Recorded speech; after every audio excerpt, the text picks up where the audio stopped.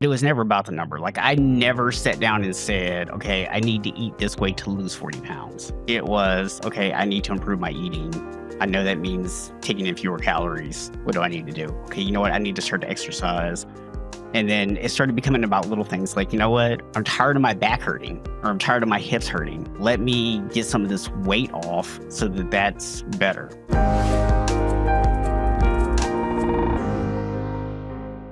Welcome to another episode of the Create Your Next Breakthrough podcast. I'm your host, Edmund Lee, and today we're diving into something that we can all relate to.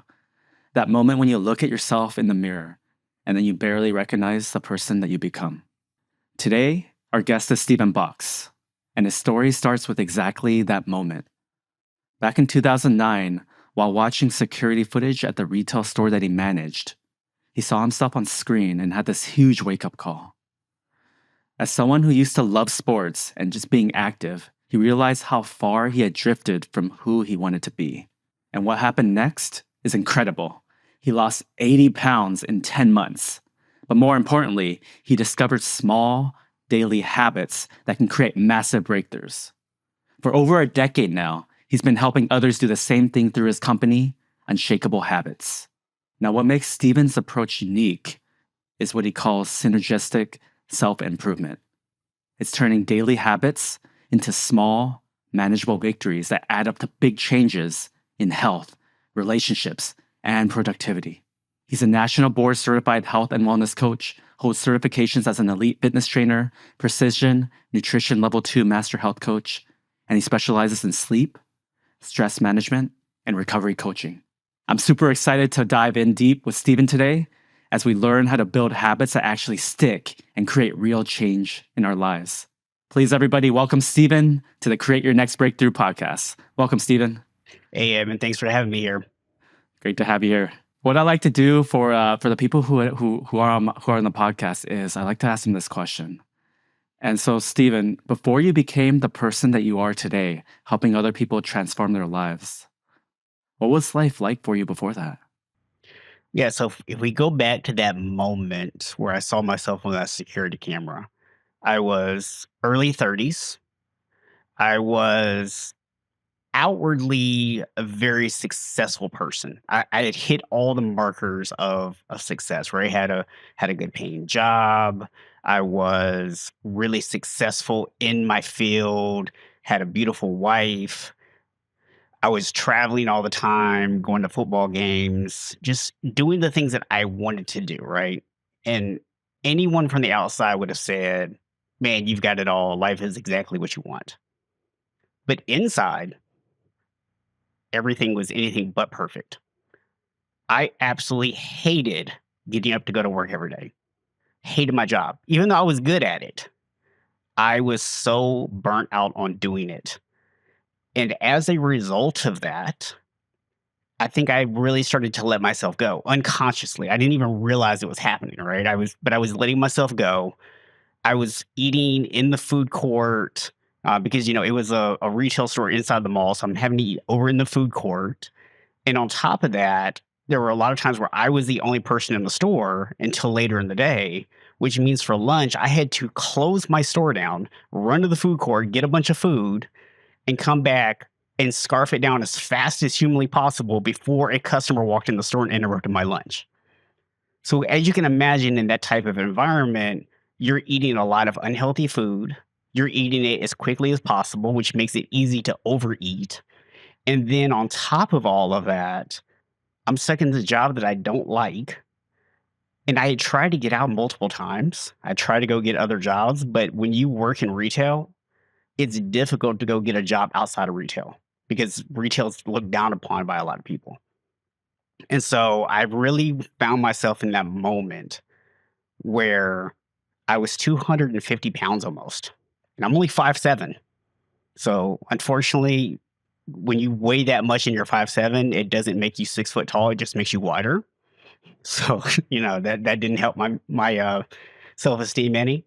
But I think the worst part for me when I saw myself in that camera was, like you had said in the intro, it was that realization that that little kid who had always run up and down the street and was outside playing basketball and football every day and played sports in high school and had always saw themselves as a good athlete, all of a sudden was this massively overweight guy who didn't even recognize himself. I literally, when I saw myself on the camera, man, I pulled my phone out of my pocket. It was in the process of calling my assistant manager to cuss them out for letting a stranger behind our cash register.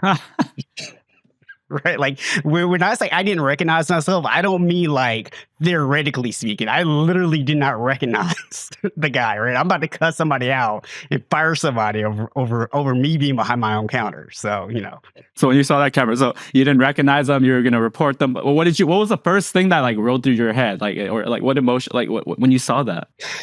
I might offend somebody when I say this, but literally the thought that went through my head was, who is this fat guy behind my counter? And then, and then at what point did you realize that that fat guy behind the counter was you? When he turned around and I saw his face.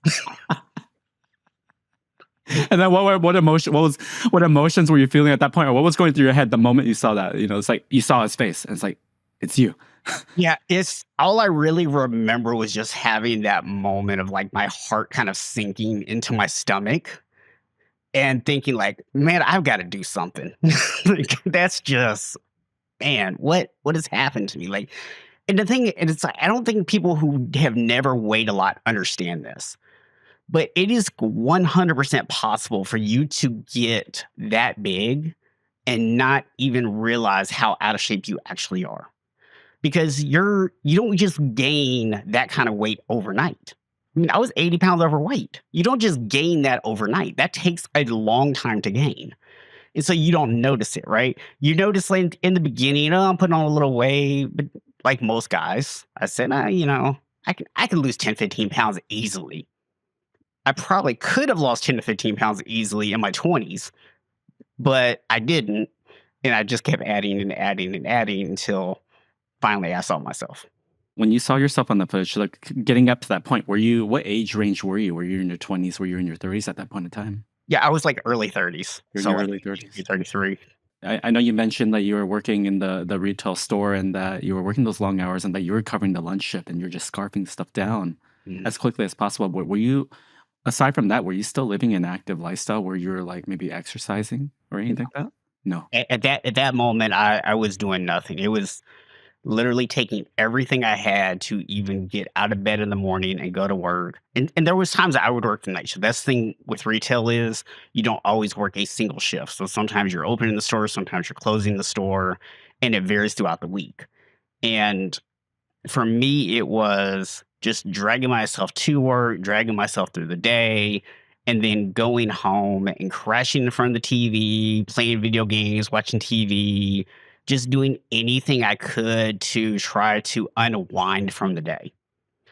And that then led to poor sleep on top of the lack of activity, which also created issues. Interesting. You mentioned that once you got back home, you started to do certain things to unwind. Mhm. And did it help? I thought so in the moment. And in hindsight, no. It's funny because even in my own life, I kind of look back in those moments and it's like, oh, because I've had I didn't work I used to have a dry cleaner back in the day, and I used to work those long hours too. And I remember, similar. I'd be coming home and I just look for something to be able to kind of ease my mind or to be able to escape or something like that, even if it was just something completely. I didn't play a whole lot of video games back then, but I did other things that would get my mind off, and they didn't do it. They didn't do that much, but a really good job. Yeah. The one thing that people don't realize is all behaviors are really just attempts to solve a problem. And a lot of times, as humans, we don't pick the best solution to a problem. We just pick the most convenient one. So, for example, if I wanted to reduce stress, I now look at it and say, I'm going to go do a workout. Doing a workout is now a stress reliever for me. But back then, getting my 250-pound self off the couch, driving to the gym when I was already tired, doing a workout, and then going back home was a huge ask. Sitting down in front of the TV and grabbing some potato chips or something, super simple, super easy. What made it so that that was your go-to back then, and then now your go-to is completely something different now? A lot of it comes down to a lack of awareness, right? It was back then, it was just like, what's something I can do right now? Like, what's easy? What feels good? And for me at that time, it was, hey, if I can just sit down, I can watch TV, I can laugh and just have some fun. And maybe, because I'm hungry, I'm, just going to eat whatever's here, whatever's convenient because I don't want to cook anything, right? Because again, grabbing the bag of potato chips is simpler than cooking, right? Very much. So again, this goes back to the whatever's easiest, and it's that lack of awareness. Because look, right now, if I just left myself to my own devices, I'd probably still just go crash in front of the TV and, whatever, right? But it's the fact that I'm now aware that, hey, a workout gives me the same benefit and is a lot healthier for me and it helps me move towards other goals. So I'm intentional about making sure that I go do the workout. Yeah, for sure. It's a huge, huge, huge shift. Were you married back then when you were going through all that? I was, yeah. How did this all affect maybe the loved ones around you when you were going through all this? So my wife was a huge part of my success, I feel, although I wouldn't have necessarily agreed with that statement on any given day during the process, because there were times where I felt like she was nagging me or judging me. And in reality, she wasn't. She was trying to be supportive in the only way that she knew how to. And there were things that I would do. I'm gonna go shameful on you here for a minute and reveal some of my dirty secrets here. Oh, okay, let's go. So if somebody else out there doing this, maybe they won't feel so bad about it. But it was like because I didn't want her to say like, "Hey, I thought you were going to eat better," or "Hey, why are you eating that?" Because that's the kind of things that she would say. So if I were really hungry and I had a taste for something, like maybe like fast food, what I would do is on the way home from work, I would stop and get fast food. And then I would literally pull over. We were living in an apartment at the time, and I would literally pull over in the parking lot at the front of the apartment complex, so like over by the mailboxes, and eat my food in the car, and then throw it in the trash can. The dumpsters. I would drive by the dumpsters. I would throw the bag in the dumpster to get rid of the evidence. So, what was your favorite fast food? What was your go-to? It's funny because I don't even eat it anymore, but I used to go to Wendy's all the time and I would get like a 5-piece nugget and like a hamburger and fries At fries too? Did you and a get a drink. shake or anything? A drink? Yeah. Yeah. What kind of drink would you get to? Usually sweet tea or soda. Yeah. And so you eat all that. Were you satisfied at that point, or you're like still hungry? You're like, want more? The thing about fast food is it will fill you up at first usually, but it doesn't last very long, right? Because the sugars in it are so simple that your body just like burns them off in like no time, and then you eat again. And most people don't realize that's the biggest thing about fast food, right? Is that not only are you going to be hungry again like in an hour, but you're consuming like twice as many calories as if you just ate something that was actually healthy because it's a low nutrient, high calorie food. I totally agree with you on that one. It's like it's when I don't eat really fast food anymore, but it's like when I did, I was like, dude, why am I'm eating all this stuff? But it's almost like an empty, at least what I experienced, like an empty, full feeling. Mhm. And it's like, oh my gosh, I still want to eat more. And versus like if I'm eating something that's more like a Whole Foods or like more like greens and fruits and things like that, it's like it's just more filling. I've noticed.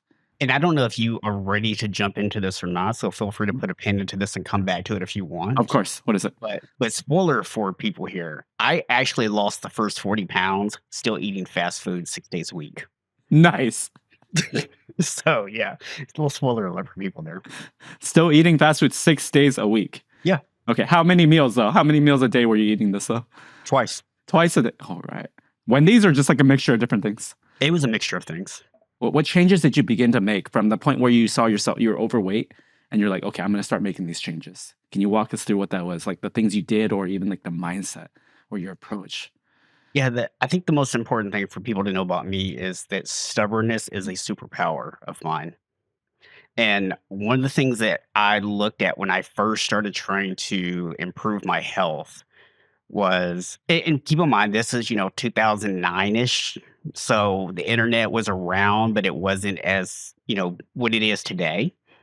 And there was very little information out there the way there is today in terms of nutrition. And what was out there was basically eat boiled chicken and broccoli. And I was like, no, that's disgusting.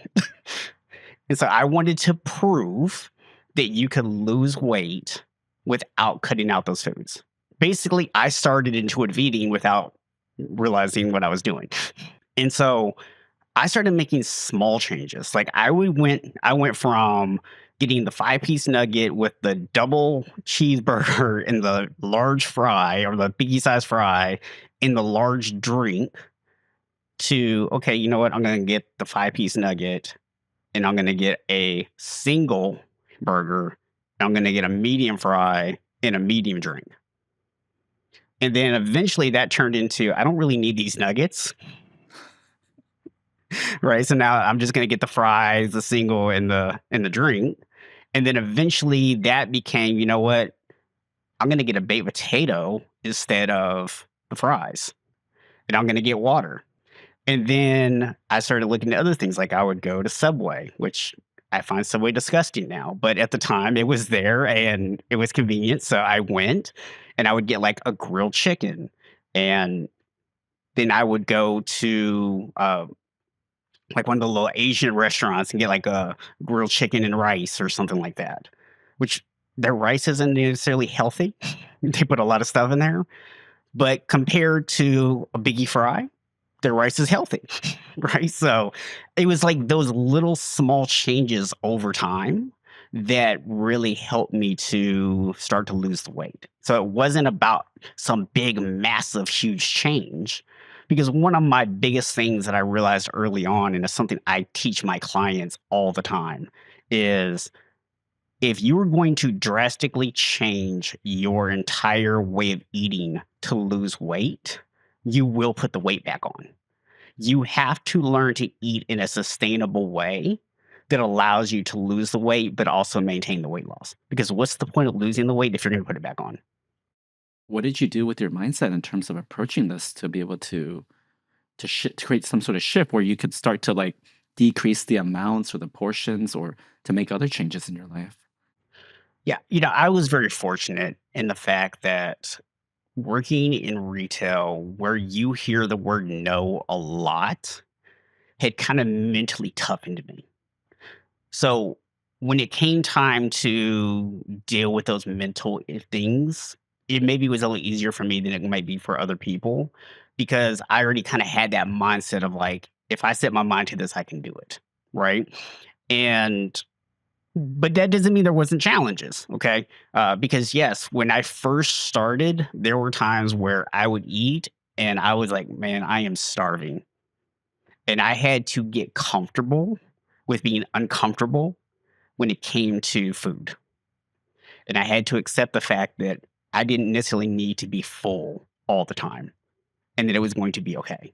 I mean, I'll tell you a funny story here. There was a time where I actually believed wholeheartedly that I had to go to Chick-fil-A and get they don't have them anymore, but they used to have these chicken, egg, and cheese bagels, and I truly believed that if I ate at home, I was gonna still be hungry, that the only thing that would fill me up was the chicken, egg, and cheese bagel and a hash brown from Chick-fil-A. That's what I believed, like 100%, truthfully believed it. That's silly in hindsight, but at the time, I truly felt that way. So I had to like overcome those beliefs. I had to like tell myself those things probably aren't true. And the thing that made that I think easier for me was I approached everything like an experiment. Hey, you know what? Let me just try some other stuff, give my body a little bit of time to adapt to it and see what happens. Because let's say I do this for 2 or 3 weeks and it's not working, I can always go back to Chick-fil-A. That's always going to be available to me. So that's what helped me to kind of overcome that. there was other issues, like, when I first started working with a trainer, I actually went to, like, a big box gym that was local there, and I started working with a trainer, and what I found was that the exercise was really, really hard for me, right? I hadn't, like, exercised in years, and even doing just, like, push-ups or air squats, just, like, body weight squats was incredibly difficult. I vividly remember there being one day that I did 10 body weight squats, and then we went over to, like, this little side room, and I was supposed to do some, like, little wind sprints and, like, 2 sprints in, because my knee was already starting to hurt from the squats, like, 2 sprints in, my knee just, like, buckled, and I, like, went down in front of the entire gym, like, just crashed and burned. And so, there was those obstacles I had to come over mentally as well, and then on top of all that, because those box gyms don't pay trainers very well, I actually went to about 6 different trainers in a short period of time, and there actually was a point where I was ready to give up. I was gonna literally just go cancel my membership and be done with it, and then they told me, "You've got 72 personal training sessions, you're gonna lose them if you don't if you cancel your membership," and I was like, "I'm not losing money, that's just ridiculous." So I instead of doing 30-minute sessions, I started doubling my sessions up and said, "I'm gonna do an hour at a time." And knock them out. 36 sessions, right? Instead of 70. Is it Yeah, 72? so I just started doubling them up. But you know what? The funny thing is, that's actually when I met a guy named Rob, uh, who was one of the trainers there. And at first, like, we didn't even click. Like, he was just like this, like, super serious um, Navy SEAL, right? Like, super serious guy. And one day he said something to somebody passing by, one of his buddies was passing by, and he made a joke. And I went, "Oh, you do have a personality." What made me say that? I don't know. Um, yeah, say that to the Navy SEAL. Yep. Say it to the Navy SEAL. Yeah. What am I? What's wrong with me? What did he do? Did he bust your ass more? It's like, you No, got it. you know what? He actually laughed, and we became really good friends. And from that day forward, like, he actually was the one who started telling me, like, what we were doing, why we were doing it, and explaining kind of the science behind it, and sparked that passion for me for exercise and health. That's amazing. And the other trainers weren't doing that when you were training with them? No. Yeah, they were just like, do some squats, do this, whatever. They're just putting in the hours. They're just like, okay, there's. Yeah. Okay. How did you do? 8. Okay. you know. And so the moment this Navy SEAL, he took the time and he took the effort. He really cared. He showed that you cared Yeah. to be able to explain to you why you were doing these things. Yeah. And that's what shifted. Yeah. Yeah. And then the light bulb kind of went off of, like, hey, you know what? I've got this new passion that I'm forming here. The one thing I actually still liked about my job was coaching and training people. It's the only thing I still actually liked about my job. And all of a sudden, that light bulb kind of went off to go, wait a minute, there's actually a career out there where you can do these two things together. And so then I went out and got certified as a personal trainer, and I left my job in retail. So that was the very nice. So that was kind of that breakthrough moment, was it? Yeah, I think, it's people talk about, like, breakthrough moments, and I think that there's a lot of them that kind of happened along the way, right? So it's like, first of all, it was the seeing myself in the camera moment, right? That's what kind of sparked the initial change. And then it was looking online and seeing how everyone was just saying, like, "Oh, just eat grilled chicken and whatever," and I didn't wanna do that, and so then I was like, "You know what? I'm gonna prove that you can do otherwise." That was kind of a second moment. And then there was going to the gym and having the struggles there, and then that weird enough, that moment of me making that comment to him is what really broke the ice and allowed us to start to connect on a different level, and he became a mentor to me. And that's what ultimately led to me getting into it. So it wasn't just like one thing, it was like multiple things along the way. Yeah, I agree. And there's multiple breakthrough moments. There's multiple. They can even be wake up calls as well. It's almost like a wake up call moment where you have a aha moment or like the light bulb switches on that can Yeah. create that change.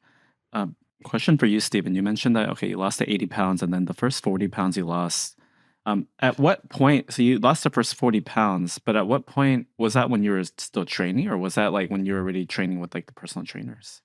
So I was already starting to work with the trainer at that point, and I actually got my certification before I had even lost all the weight. I still had about 30 pounds or so to lose when I actually became certified. Right. Wow. So you already lost probably a good like 50 pounds then, Yeah, I'd already lost like 50 pounds at that point. just from starting to make changes to your nutrition and your diet and your food, and then incorporating exercise. Yeah. And that was all stuff that you were trying to figure out on your own in terms of, but through testing to see what would work. Is that correct? Yeah. Yeah, that's really what it comes down to, right? And that's why, like earlier, when you were saying, what is the difference between going to those easy habits versus doing something else? And I said that it comes down to awareness, right? And so for me, my entire process could really be summed up as I was willing to experiment with things. Now, I was fortunate that I found Rob who helped me to shortcut the exercise portion of it, right? I didn't have to experiment in the gym and risk getting injured and all that kind of stuff. But the nutrition side, I actually ended up doing completely on my own. And then so the moment you got your certifications, that's when you like knocked out the remaining 30. Yeah. Tell us what you're doing now, more in detail. Yeah. So like today, as of this moment, I actually do faith-based health and wellness coaching and I specifically work with men. Faith base. Okay. And you specifically, can you tell us a little bit more about that? What you mean by all that? Yeah. So when we talk about faith based, and I'll actually tell you where this came from was when I got certified, like I said, I had lost about 50 pounds, but I still had about 30 pounds to go.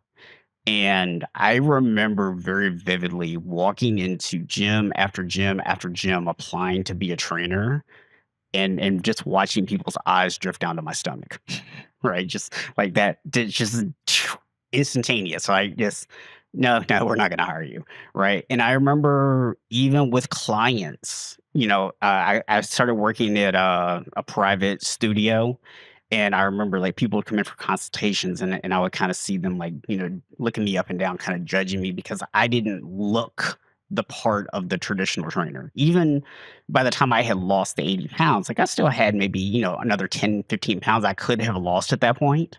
But I was okay with where I was, right? I felt good about myself. And I had decided that I didn't want to make the sacrifices necessary to go out and get six pack abs. And so that always kind of stuck with me where this idea of, you know what? I was healthy and I was happy. And I could actually go into the gym and work circles around guys who looked fitter than me. So I knew I was in great shape, but people wanted to judge me based on that. And it was something that always kind of stuck with me. And so I always wanted to kind of go this direction of not just focusing on weight loss, but understanding that true success, even in weight loss, comes from doing other things. And weight loss is a byproduct of making the other changes, right? I didn't set out to say I'm going to lose 80 pounds. I actually naively thought I had like 40 pounds to lose, right? So I was bad with math apparently. But the thing is, even once I got to 40 and I just kept going because the goal was never about the 40 pounds that I wanted to lose. The goal was always about changing my behaviors. It was about changing my habits. And that's what I wanted to help people do. And when I got back into the church, because I was actually out of the church for about 30 years.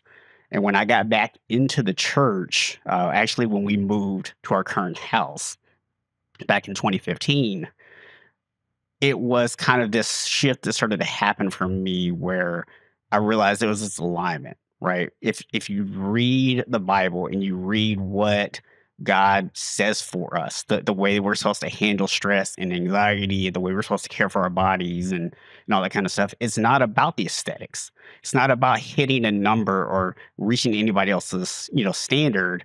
It's about treating your body as a temple. It's about respecting this gift that you've been given of a body, being able to respect the fact that this body's made to move and wanting to have that body function and giving yourself grace, not beating yourself up because you ate a cookie, right? Like And all those things I started to notice there's this alignment between my Christian values and the way I view health and wellness. And a lot of that came from, again, having those judgmental eyes on me early in my career that shifted my perspective. So fascinating how those things that happen to us early in their lives, those stressors, those things that kind of might like even from the outside forces, like outside people, like they can start to shift us and like and create that, be able to create that change within us to like do something different. And it's so fascinating that you mentioned alignment. Yeah, that's here at the with what I do, we're huge on alignment, Yeah. and so I love that you say that. Kind of going back, I'm curious, like, I'll ask this question really quickly, and then I want to get into like more of the faith base and what you're sharing. Yep. And so you were saying that initially that you were saying that your goal was it was about the number, but then you realized it wasn't about the number. It was about the actual, it was about the habits at that point, was it? So for me, it was never really about the number. I just kind of like came up with the number Hmm. of what I thought I needed, but it was never about the number. Like I never sat down and said, okay, I need to eat this way to lose 40 pounds. It was, okay, I need to improve my eating. I know that means taking in fewer calories. What do I need to do? Okay, you know what? I need to start to exercise. And then it started becoming about little things like, you know what? I'm tired of my back hurting or I'm tired of my hips hurting. Let me get some of this weight off so that that's better. And I think for me, it was the thing that got me through those plateaus because I actually hit 6 different weight loss plateaus in those 6 months or in those 10 months. And the thing I think that kept me going through those was because it was never about the number. If I had made it about the number, I would have felt like I was failing and I would have given up. But because it was always about the behaviors, as long as I kept showing up, I hadn't failed. It's beautiful. So it's about the behaviors and just keep showing up. And was it also about, well, had it kicked in about the part where treating your body as a temple as well at that stage? That really was like a connection I made later on, like as I started growing more in my faith. But it was something that if I had had the thought at the time, I think would have perfectly aligned. And I think that's why it stuck out to me later on because it was in perfect alignment with the way that I had went about it. And so for you, what does what does alignment mean for you, Stephen? So for me, alignment means understanding what is important to you. Like, how do you want to show up? And then are the things that you're doing consistent with that? As an example that's non fitness related, I tell a lot of guys I work with, one of their main stressors is their relationships, right? And I will tell them if you are showing up as a father or as a husband based on what your wife or your children are doing, you're not in alignment. You need to decide how you want to show up. What kind of husband do you want to be? What kind of father do you want to be? And show up that way regardless of how anyone else is showing up. I maybe didn't have this full like picture or realization when I was going through the process, right? 'Cause obviously we learn and we explain things after the fact, right? We post rationalize a lot of stuff. But what I can see, even maybe it was on a subconscious level, but what I was doing was I looked at myself and I was like, man, what happened to that guy?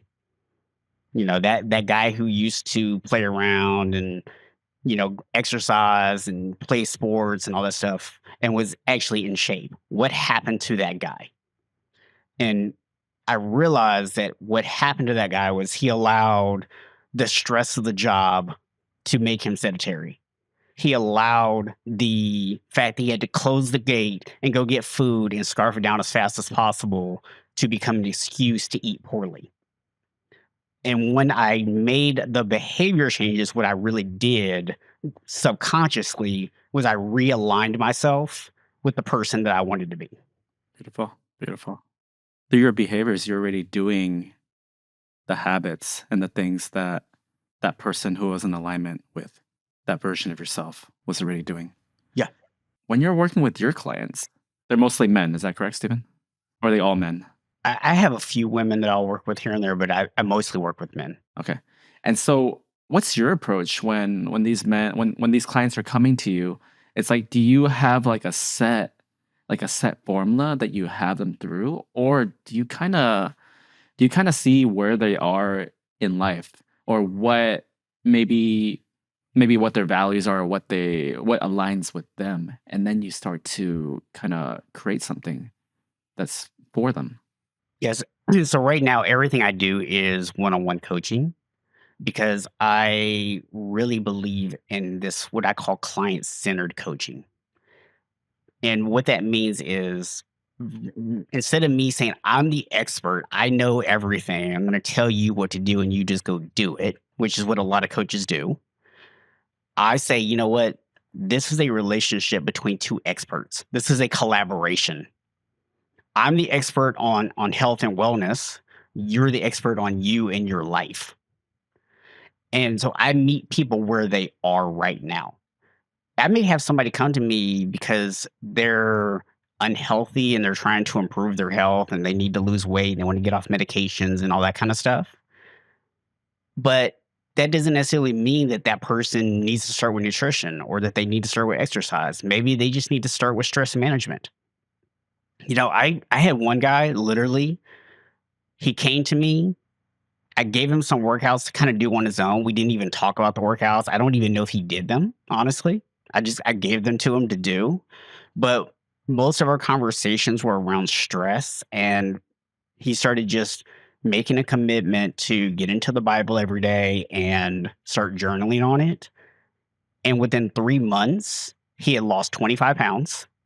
He was at the lowest weight he had been in over 10 years, he told me. And he reduced his stress and he felt great. And we didn't focus on like, oh, you have to cut carbs or you have to eat this or you have to. We didn't get into all the weeds of it. It was literally for him, this simple shift of getting his stress under control was the domino, right? That's what allowed him to get into the gym consistently. That's what allowed him to eat better. Now, he already had a lot of knowledge around exercise and nutrition. So it was a matter of he just needed somebody to help him unlock that knowledge, right? Whereas I may have somebody else that comes to me that they're completely clueless on how they should be eating or what to do in the gym. And so the approach for them may be completely different. Now, that's not to say I don't have certain things within my programming that I do that, are universal. There's certainly techniques, there's certainly things that I've found that work over the years that I utilize with every single client, but it's a matter of introducing those elements at the right time for them and in the way that actually works best for their life. I never just try to force them to say, you absolutely must do everything my way. For your clients, are they mostly in person, or you do it online as well? No, I do everything online nowadays. Ah, okay. I haven't seen a person other than when I've gone to the grocery store, and I don't know when last time I saw people. It's been a while. I'm only half joking about that. Yeah. I do hang out with friends and stuff sometimes, but So you've worked with numerous clients. Is there a client success story? Is there a client that stood out to you the most that you're like, when you work with them, you're like, oh man, this guy, it's like he started at this level, but like the amount of change that he created in his life, it was like that. And you're just like so amazed. You're just so proud and happy for that person and the change that they made in their life. it's funny. I had two clients. Ironically enough, both of them are named Chris. Right? Like the odds of this. But one of them was what every trainer dreams of, the perfect client, right? Shows up, does exactly what you ask them to do, works hard. Like even when you're not around, they follow every instruction, they do all the stuff. And he lost like 50 pounds and was in phenomenal shape, completely transformed his life, increased his confidence. And I thought, like, if I just had 50 more clients like this guy, like, right, life would be great. Yeah. At the same time, I had the other Chris, right? We were coaching both of them at the same time. The other Chris was the complete opposite. He would sometimes show up. Sometimes he'd say, I'm stuck at work. I can't come. This is when I was doing in-person training. And, he would, routinely just disappear for like weeks at a time. And it seemed like every time that he would finally get something going good, that he would just disappear on me. And at first, it was maybe just like a couple of weeks, but then it would go where he would disappear for months. And then he'd come back, and then we'd work together for a little while, and then he'd disappear again. And like we just like did this roundabout for literally 2 years. We went through this process. And then finally, he came back to me again, and I said, Chris, listen, we got to stop doing this, man. Like we can't like this is like I feel like I'm just taking your money here and I don't feel good about it, right? Because you're not progressing. And honestly, I was getting a little frustrated because I was like, what am I doing wrong? And then that's really where I started getting more into like the client centered coaching, started learning those concepts. I mean, that's something I learned when I was at Precision Nutrition, by the way. And so as I was learning those concepts, I started implementing a lot of those things. And one of the big changes that I got Chris to do is to look at things on a spectrum because he was very much an all or nothing kind of guy. And I think a lot of guys fall into that category. And with Chris, once he finally started to accept that he didn't always need to be perfect, he stopped disappearing and he started being consistent. And I still remember, I actually have it still on my phone, like screenshotted and saved, a message that he sent me that said, on vacation this week, I'm so proud of myself because I still got up and went to the gym this morning and then went for a walk with my wife after lunch. And you can talk about like people losing weight and you can talk about the results and you can talk about all the success in the world. None of it will ever mean more to me than that message where for the first time in his adult life, he felt proud of something that he did for himself that was not work related. It's beautiful. I love that story. I think that's an awesome gift that he was able to gift himself, to have that realization there, to be able to see those things, even if it's just that message that he sent to you. Yeah. So for people wanting to make a change in their life, so there's people out there probably listening, and they're at different stages in their life. They have different goals, they have different values, they have different things happening in their life. And so what's the biggest shift that they can make? What's the biggest first step that they can do to be able to make a change in their life, even if it's small? Yeah. We live in a world that rewards outcomes. And most of us, especially the men that I work with, are usually validated through those outcomes. And so it's very easy for them to get caught up on like, I have to get this outcome, right? And then I know even a lot of ladies out there, they think they have to have a certain dress size or they think they need to look a certain way in order to be happy. And what I can tell you is even after I lost the 80 pounds, even after, I was happy where I was physically. Man, when I was getting those looks from people, when I was out trying to get those jobs, when I was trying to get clients early on, I was not happy. And I realized as long as I was looking for external validation, I would never be happy. I had to make myself happy. The outcome itself isn't what made me happy. Changing my behaviors and being in alignment and being happy with the person I was is what made me happy. So I would say don't focus so much on the outcomes. Don't get so caught up on a number on the scale or pant size or whatever. Focus on the behaviors. Focus on being in alignment with the person that you want to be, right? I look at it like an athlete, if they go out and they're focused strictly on the outcome, if I win, if I lose, if I make the shot, if I miss the shot, if I win the race, if I lose the race, if they are focused strictly on that, they're going to burn out. They're not going to stick around. The greatest athletes are the ones who understood the focus is on mastery. It's on the behaviors, right? And that's for me what it boils down to is, are you showing up every day, being in alignment and focus on getting better at the things that you want to be good at? Or are you constantly trying to be validated by other people? I remember reading a quote from the late, great Kobe Bryant. that someone asked him one time how he deals with the pressure of taking a game winning shot. And he said that there is no pressure because it's not about whether he makes it or misses it, it's about his willingness to take it. So as we wrap up, Stephen, how can people hear more about you? How can they find you?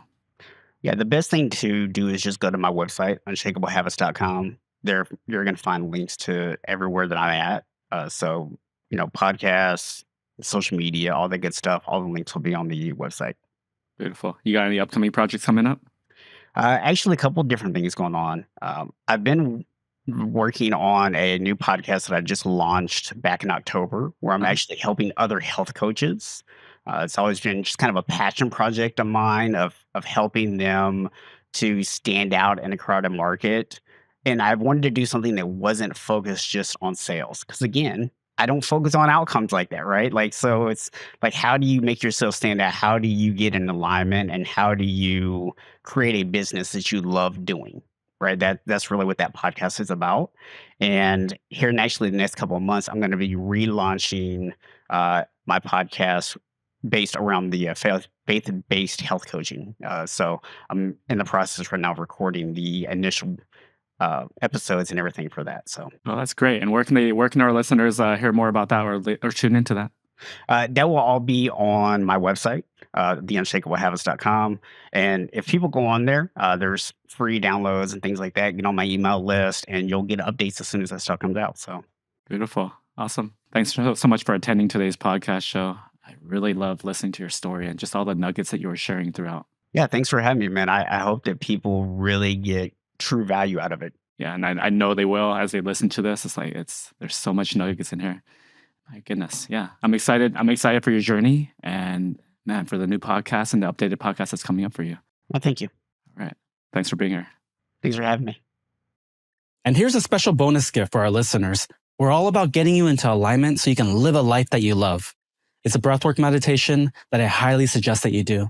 Go through it, experience it, and share with me the results. You can access it at www.createyournextbreakthrough.com, or you can check it out in the description below. This has been your host, Edmund. Thanks for tuning in, and I'll catch you in the next one.